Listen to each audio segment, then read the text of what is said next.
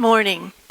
I'm a life and death advocate, and I have a terminal prognosis. And so do all of you. From the moment we're born, we're destined to die.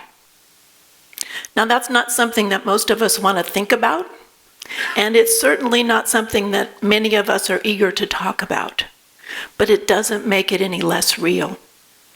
As a palliative care nurse practitioner, I've seen hundreds of patients and their families in the hospital in the most stressful time of their lives. And we've had what's most likely the most difficult, the hardest talk that they've ever had in their lives. The patients who I saw in the hospital ranged in age from 2 days to 105 years. And the needs were varied. But the 2-day-old and the 105-year-old were very similar because they were both at the end of their life. 2 days and 105 years. Now, as I said, this is not something that we want to think about, and it's not something that we want to talk about, but it's important. We're each living and dying a little each day. And as we go through life, we're going to have lots of difficulties. As a daughter and a daughter-in-law, I help to shepherd my family through many difficult situations. And as I said, what our goal is to make it as easy as possible. But the trick is to live as well as possible, as long as possible, to die quickly, and to suffer as little as possible. And in order to make that happen, you have to have a plan. My dad was a planner. He'd get up every morning and say, "What's the plan today?" And I bet many of you are planners too. I'm a planner. And we plan most of the milestones in our lives. From birth to engagements, weddings, anniversaries. We plan college, we plan our professions, and we plan for holidays. And here in Florida, we plan for emergencies, like hurricanes. We lie in our supplies, we plan our escape route, we secure our belongings, we listen to the radio, and we're glued to the television for the latest weather updates. And we're prepared for the worst. But we rarely prepare for our death. We rarely prepare for it. And most of the time when we talk about dying, it's when there's a medical crisis. Now, my dad, who lives in California, as I said, was a planner. And before I tell you about my dad and my final journey, let me introduce you to him. John Richardson was a rock of a man. He was successful in business, and he was very devoted to his church. And he was the driving force behind the fundraising effort to build his new church. He was very involved in the lives of his 7 daughters and 17 grandchildren. And Dad had a very special relationship with many of the doctors in the Kaiser Health system in California. Dad was never happier than when he was emailing with a doctor, talking to a doctor on the phone, seeing a doctor in the clinic or the emergency room, or being admitted to the hospital. And no, he was not a hypochondriac. Dad had many problems for which many doctors had to help him. And in his working days, Dad also traveled a fair bit, including to foreign countries, where he also visited hospitals. One night in the middle of the night, I got a call from a doctor in Montenegro. I don't even know where Montenegro is, but he'd admitted my dad for chest pain. Now, Dad had a lot of problems, but nothing seemed to stop him. Not prostate cancer and surgery and treatment, not surgical removal of his spleen, followed by months of chemotherapy for lymphoma, not open heart surgery, not a hip fracture, replacement, and rehab. And because I always stayed with Dad when he was in the hospital in California, he and I had many, many opportunities to talk about his wishes. And for his 83rd birthday, one of his wishes was to see his sister. He hadn't seen her for a while, and he was not driving as far as he used to, so we took him to see his sister. She's my aunt and my godmother. And after we saw his sister, we had a very serious conversation about his future health care. His sister had been in a nursing home or an assisted living facility for the past 15 years after suffering a devastating stroke. She required total care. She didn't speak very much, but she often cried or screamed, which was very distressing for my dad. And as we were driving home, he said to my mom and I, "I'd rather die than have to live like my sister does." That was hard for him to say. That was hard for us to hear. But I'm so glad that he said it, because not 2 weeks later, he had a big stroke, and I became his advocate. I flew back to California. My mom was grief-stricken.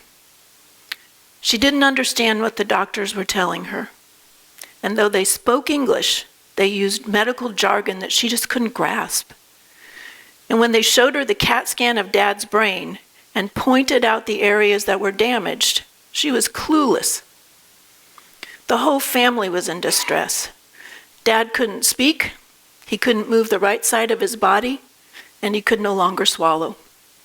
And as a palliative care nurse practitioner, I knew that his prognosis for recovery was dismal. I called in the palliative care team in California to help my family, to help them to understand Dad's situation, his prognosis, and his options for care. Now, while I'd had similar conversations with hundreds of patients and their families, I couldn't do it for my family. I needed help and support too.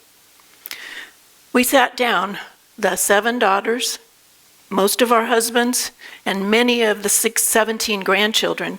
We sat down with the palliative care team, and the doctor reviewed Dad's condition. And he told the family that the likelihood of his recovering was very slim, and that at best, he would need to go to a nursing home with a feeding tube and be cared for the rest of his life, which would have been totally unacceptable to him. So as a family, we decided to honor his wish not to have to live like that. And we got hospice involved. And with the family holding vigil, Dad died very peacefully 3 days later. We were so glad that we had had the conversations that we had had, and that we knew what his wishes were.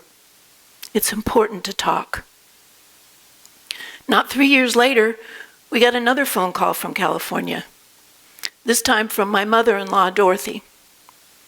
Dorothy was a 92-year-old, fiercely independent lady who lived alone in a large 2-story house. The morning of her phone call, Dorothy had fixed herself breakfast and was sitting at the table drinking her beloved instant coffee when she lost control of her hand and the cup fell to the floor. And she told us she just didn't feel quite right. And then she told us that she had called my sister-in-law, who lives about 90 minutes away. We're 3,000 miles away. And she told her that she was going to drive herself to the emergency room. Fiercely independent. Fortunately, my sister-in-law was able to talk her out of driving herself, and she agreed to take a cab because she refused to go by ambulance.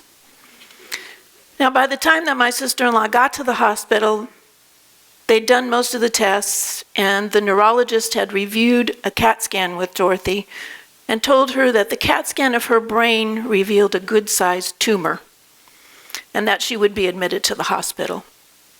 My husband hopped on a plane, and the next morning he met with his mom, his sister, a group of doctors, and the palliative care team. And the group of doctors that they met with included a neurosurgeon, an oncologist, and the hospitalist. And they outlined a treatment plan that included surgery, chemo, and radiation. And Dorothy asked the palliative care doctor, "How much time have I got?" And he said, probably about 6 weeks. So she turned to the other doctors and she said, I'm not interested in surgery. I don't want chemo and I don't want radiation. I'll take the 6 weeks at home. So Dorothy went home with hospice care, and my husband, my sister-in-law, and I took care of her for the next 6 weeks. She lost function over time, and we had to move her bed from upstairs to downstairs when she could no longer navigate the stairs. And her appetite fell off as expected, but she never lost her pluckiness. And we spent some special time with her. It was as if she was counting down the promised days. And as she neared the 6-week mark, she was sleeping most of the time. And she died very peacefully in her bed, in her home, with her children and her granddaughter at her side, as she had wished. We were so glad that we had had conversations about this, and we were so glad that we were able to honor her wishes. Now, each of us is traveling our own life path that will eventually lead to our death. You have to have a plan so that things work out the way that you want it. And because we're not very good at letting people know when they're entering the dying phase of life, it's difficult to know when to have those conversations. But I'll tell you, it's never too early. It's never too early to start talking about this because we're all going there. And what you want to do is make sure that everybody that you want to be involved in helping you at the end of your life is involved in these conversations.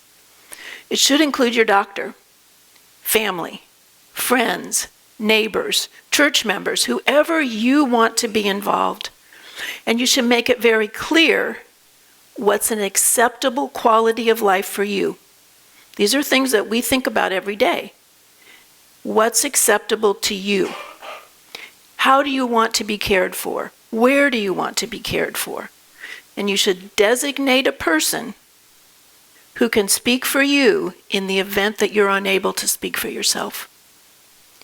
That person needs to understand, though, that they're speaking for you. It's all about you. It's not about what they want. Planning is key. And being able to participate in the plan and being able to understand what your options are is ideal. There's a little lady in the news recently. Her name is Miss Norma. And if you Google Driving Miss Norma, you'll be able to see she has a Facebook page and a web page, and it's a beautiful story. She's a 90-plus-year-old lady who decided to forego chemotherapy. She's 90-plus years old, and travel around the country with her son and her Ringo in a motorhome. She wanted to go to places and see things that she'd never seen and always wanted to see. And Miss Norma said, once the hard conversations are over, what's left is to enjoy each other's company. She also said, you can't control the wind, but you can direct the sail. Who's going to help you direct your sail? Who's going to help you make sure that your wishes are fulfilled? Have the talk, have the conversation, and make a plan. You'll be happier if you do. Thank you.